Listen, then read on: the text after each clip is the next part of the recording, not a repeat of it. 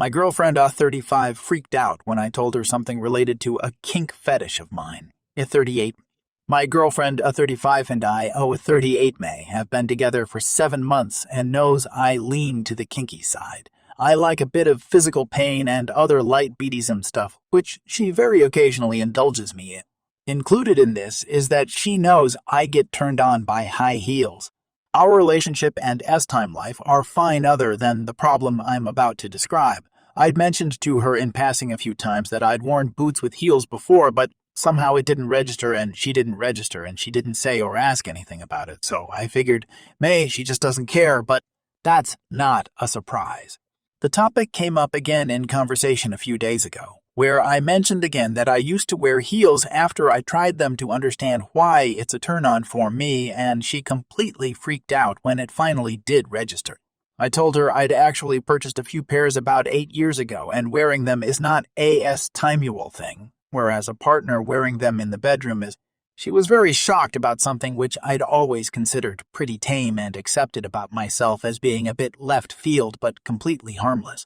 We've discussed it, and she apologized for her harsh response. "Are you gay? How do I know you won't want to transition to a woman? My friends are going to judge me for choosing someone who is obviously gay and things along those lines." To be honest, the response was not what I was expecting, as she's normally very kind and understanding, pro-individual rights, feminist, and has many LGBTQ friends. To top this off, she came to me after we'd been together for a few months, before we had S-Time, and confessed that she thought she had an S-Type. In that conversation, I was extremely supportive and accepting of her and told her it did not matter, and I felt hurt that I didn't receive the same courtesy. She also said that she felt like I misled and withheld information from her, and I should have spelled it out in more detail right at the beginning of our relationship. I apologized for this and said I should have considered that it could be a bigger thing for her than me. The response was that hiding this aspect of me is much worse than keeping it secret, which I disagree with, but anyway. My problem is that I think her perception of me has changed, although she initially said it hadn't. Even just the thought of me wearing heels, even 2-inch block heels specifically made for men, is repulsive to her.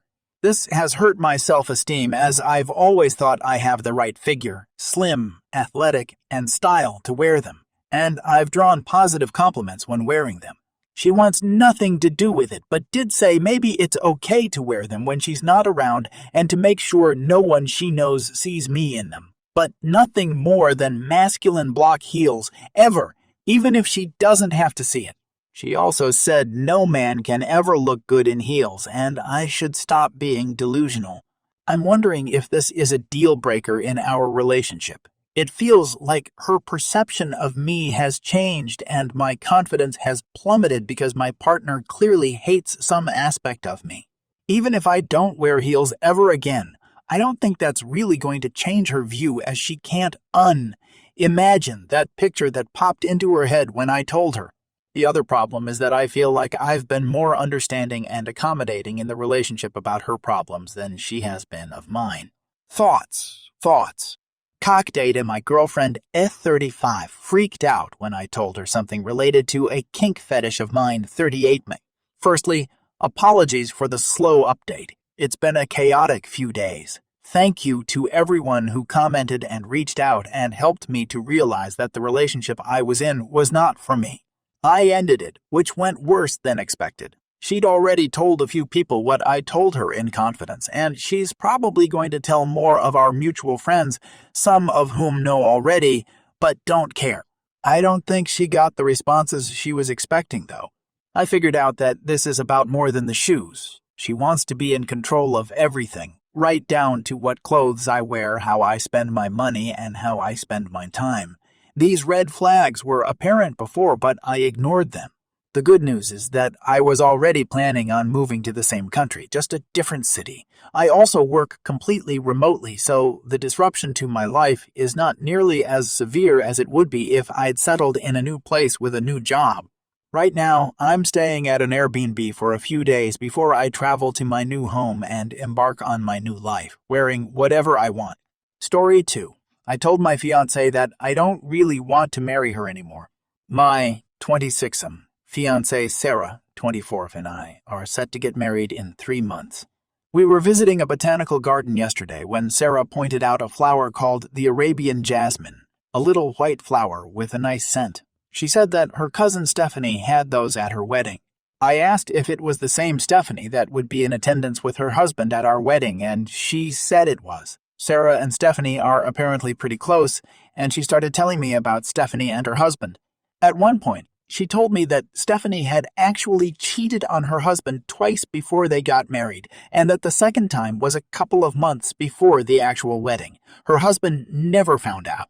I asked her why she never told Stephanie's husband what happened, and she responded by saying that it wasn't Era Circus, wasn't on Harrow Monkeys, and that it's not that big of a deal anyway, since they weren't married at the time. I've been thinking about what she said ever since. I consider cheating the ultimate worst betrayal in a relationship. Clearly, my fiancée doesn't think so, since she said her cousin cheating wasn't that big of a deal since they weren't married.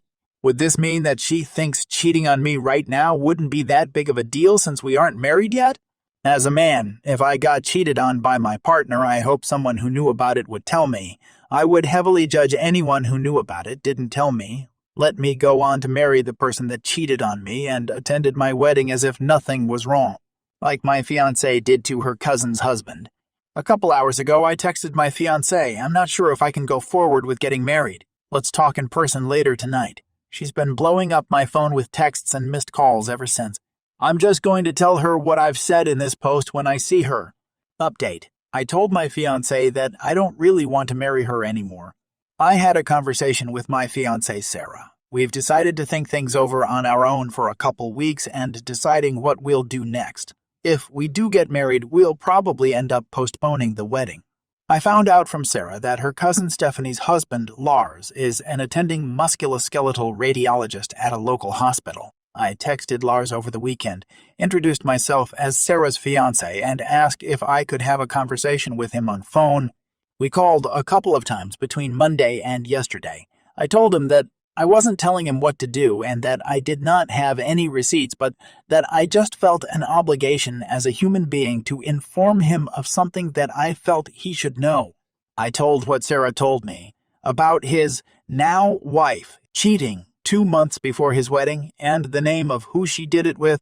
When he found out, Lars went quiet for a little while and said he was shocked and devastated. It turns out that who Stephanie cheated with is a co-worker of hers that Lars had met and that they've attended work and dinner parties together in the past.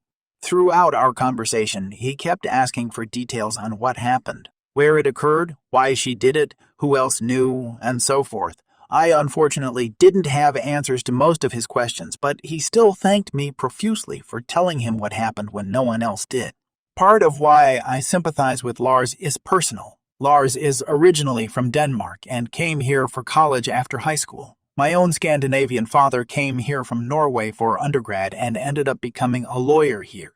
He married my mom, an American woman, had me and my siblings, and provided us with the best life any husband and father could possibly provide his family. I couldn't imagine Lars doing the same for a woman who cheated on him and kept it a secret for years. I have no regrets. My fiancée, her cousin, and their family were the only family that Lars has in this country. I couldn't imagine him coming to this country for opportunity and working hard for 13 years to become a physician, only to marry a disloyal wife and be deceived and betrayed by the very people he thought he could trust. I couldn't imagine living a lie like that for years, no matter how blissful the lie. Lars had a right to make an informed decision as to whether or not he wants to stay in his marriage. If Lars and Stephanie get divorced now, it would be Lars rightfully ending his own marriage based on the information he now knows, not me ending it of my own volition. Story 3. 6 years after he ghosted me, he comes back to ask me for my kidney. First, the backstory. Warning, this is a lengthy post. I want to apologize for the length of the post. I'm just really frustrated and need to vent right now. My ex-boyfriend and I were together for 313. I met him at an extremely low point in my life. A year before we met, I was diagnosed with HPV-2, genital herpes. I was so crushed. I was only 19 at the time and thought my love life was over. When we met, I was completely open and honest with him from our first time speaking on the phone. We matched on a dating app. He accepted me and we began dating. Looking back on it now, I should have known that he was full of red flags. From his explosive anger issues to his constant love bombing. He told me very early on in our relationship that he wanted to settle down with me and get married. I also wanted to settle down with him and get married as well. But it seems like every few months he would change the goalpost. At first he wanted to get married first and have kids later. Then he would say marriage is just a piece of paper. Let's have kids now. He was extremely abusive and manipulative towards the end of our relationship. The last time we spoke was June 19th of 2017. He picked a random argument. He blatantly told me that the only reason why he was with me was to breed me. He said he only told me that he wanted to marry me because he thought I was young and dumb enough to just submit. He told me that no one would ever love me because of the HIV too. Then he went ghost me. Not even 3 days later, my family members asked me why is my boyfriend was posting pictures with a new woman in his mother house. He was cheating on me and got his new girlfriend pregnant within 3 weeks of knowing each other. They made a pregnancy post on Facebook and my cousin sent it to me. When I did the math that added up, him picking the random argument with me must have been when they found out she was pregnant. She was only 6 weeks along when they posted the ultrasound picture on FBI. It was truly a blessing in disguise. I knew that the relationship needed to end, but I was scared of never being loved by anyone again, so I got extremely depressed. For my own peace, I blocked all of his family members and friends, even blocked family members that I knew would still hang out and talk to him, along with his new girlfriend, across all social media platforms and my phone. Well, just 15 minutes ago, I get bombarded with texts from random numbers asking me how I've been. I don't respond because I don't know the numbers. My phone is now blowing up with text messages and voicemails, telling me how sorry he is that he said all those hurtful things to me and ghosted me and that he really needs me now more than ever. He is sick and going into kidney failure. He had kidney issues from birth, but managed to live a relatively healthy and normal life as an adult until now, I guess. He is now asking me to donate my kidney to save his life, so that his children will grow up with a father. He's convinced himself that this is his karma for what he said and did to me during the relationship. I don't know how he managed to come to that conclusion, but if the shoe fits, wear it. I don't feel bad for him. I don't feel bad for him. I don't feel bad either for laughing at the text messages and voicemails, and the fact that he would reach out to me of all people is crazy. Why in the hell would I help save his life? Why in the world does he think I would even consider giving him a kidney, even though it's a very low chance of us even being a match? Is this just a sick and twisted way of testing the water to see if he can try and get back together with me? Story 4. My wife cheated on me and I couldn't be happier. Throwaway account for obvious reasons. Where to begin? I, 26, have been married to my wife, 26, Lana, fake name obviously, for 8 years now. I met her 16 years ago in elementary school. We started dating in middle school and slept together for the first time in high school. In our young minds, we thought we were absolutely in love. Nothing would tear us apart. I grew up in Georgia as a Baptist, where there's a kind of weird Christian attitude about estimuality and all that. I don't know, I've never really been religious, and neither has my wife. We didn't really care, but my parents did. They always got on my back that if I was having time with this girl, I had to marry her. Her parents weren't as strict about it, but essentially I was forbidden from seeing her. My parents told me at 17 that I would be kicked out of the house if I didn't marry Lana. Looking back now, I don't think they would have gone through with leaving me on the streets for not breaking up with a girl. I'm pretty sure they were trying to manipulate me into living the life they wanted for me. So, we got a courtroom marriage. Her parents were cool with it. They had 3 kids to a room and were glad to have more space in the house. We always talked about having a real wedding one day, but with everything going on in life, we just never got around to it. I got to be married at 18 to the love of my life and still got to finish high school and live with my parents. Since then, I've gotten a lot of therapy. I realized just how horrible it was for my parents, religious or not, to force their own child to get married so that he wouldn't disappoint Jesus by having time with one person. It's not like I was even trying to follow any of their other standards. Let's fast forward to the present day. A few years later, we moved out into our own dingy little apartment. I got a job apprenticing to a plumber to pay rent, but neither me or Lana could afford school, and my dad was only willing to pay if I went to a church college or something. I've considered it many times, but it's whatever. Eventually, I kind of just stopped loving Lana. It's not that she stopped being physically attractive to me or anything, it's just that over the years she did basically nothing. She never got a job. She never did work around the house. Most days she would just play video games, smoke some green with me, and then we'd pass out or have time. She didn't cook, didn't clean. Hell, I even had to do the laundry after work at midnight some nights just so I'd have something to wear in the morning.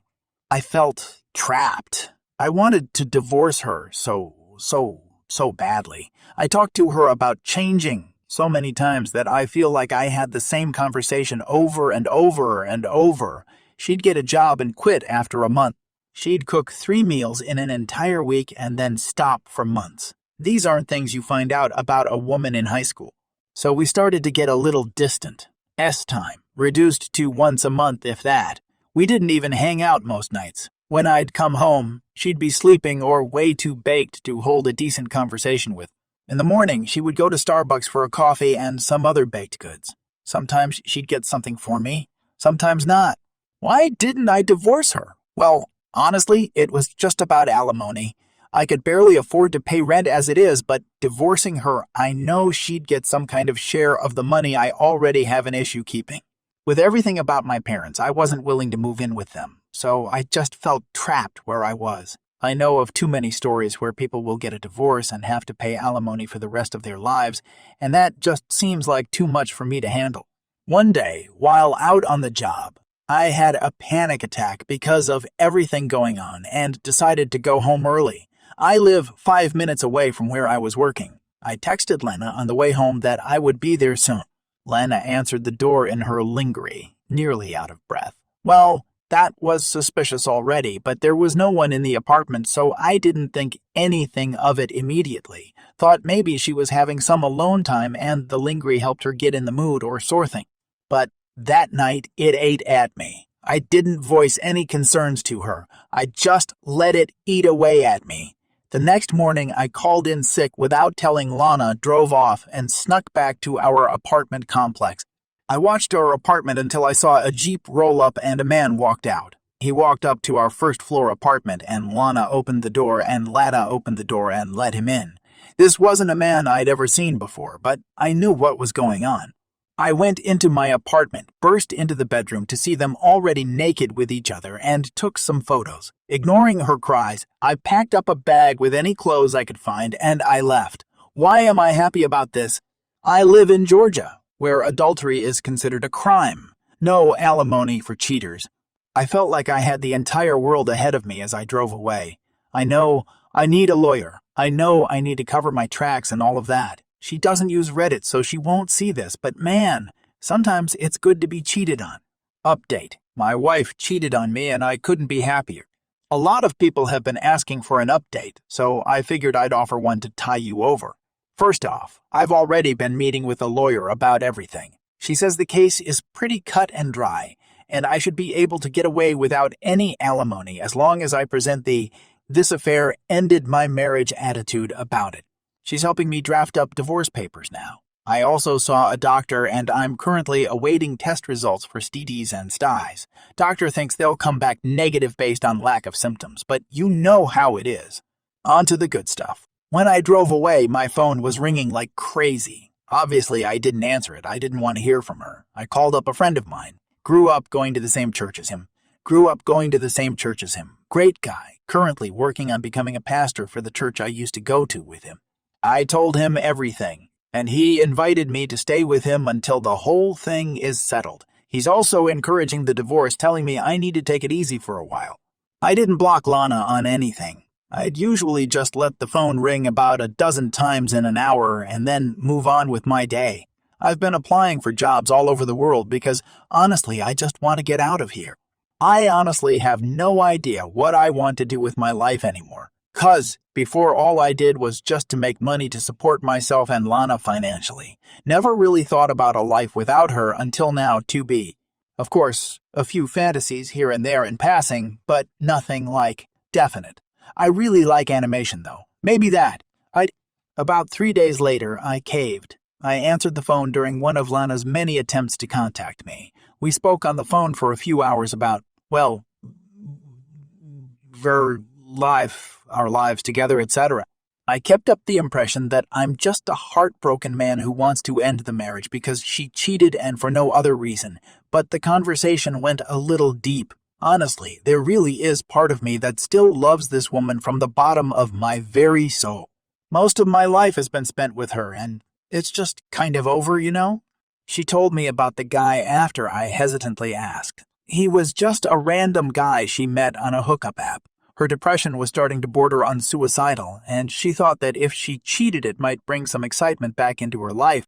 She admitted that it did for the first couple of times, but after that it grew just as stale as the rest of her life. It was over 3 months that she cheated with random guys, always with protection, and she would usually get an STD test after moving on to the next guy.